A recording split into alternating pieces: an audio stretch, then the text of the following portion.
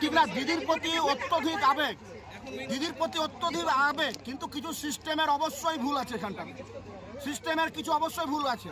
যে জায়গায় গেস্টের জায়গা করা আছে রোদে পুড়ে যাচ্ছে এই 42 ডিগ্রিতে, মানুষ আসছে, জনগণ আসছে, কোনো জায়গা নেই, সিস্টেমের জায়গাতে অসুবিধা হচ্ছে, এর বেশি কিচ্ছু না। এখানকার যে মঞ্চে বসারও যে জায়গা করা হয়েছে, রাজ্য নেতা থেকে বড় চেয়ারম্যান থেকে আদিবাসী থেকে সকলকে এখান থেকে ইয়ে করে দেওয়া হয়েছে।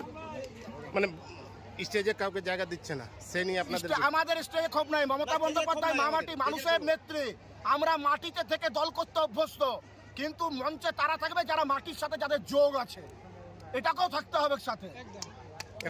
আজ আমাদের যে দিদি মাননীয় মুখ্যমন্ত্রী মমতা বন্দ্যোপাধ্যায়ের যে আজকে এখানে সভা, এই সভাতে সব বাইরের নেতা ঠিক করবে কে বসবে না বসবে। এটা আমাদের কুলটি গ্রাম অঞ্চল, কলকাতা নয়।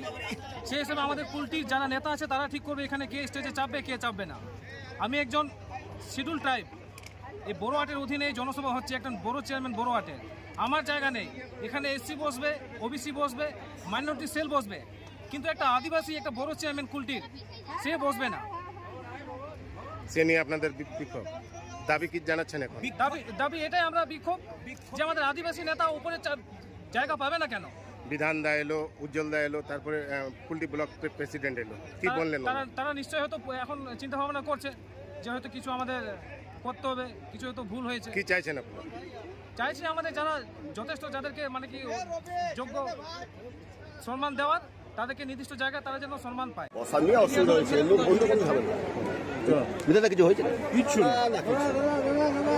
মানে সবাই দিদিকে ভালোবাসে, সবাই দিদিকে কাছের থেকে দেখতে চায়।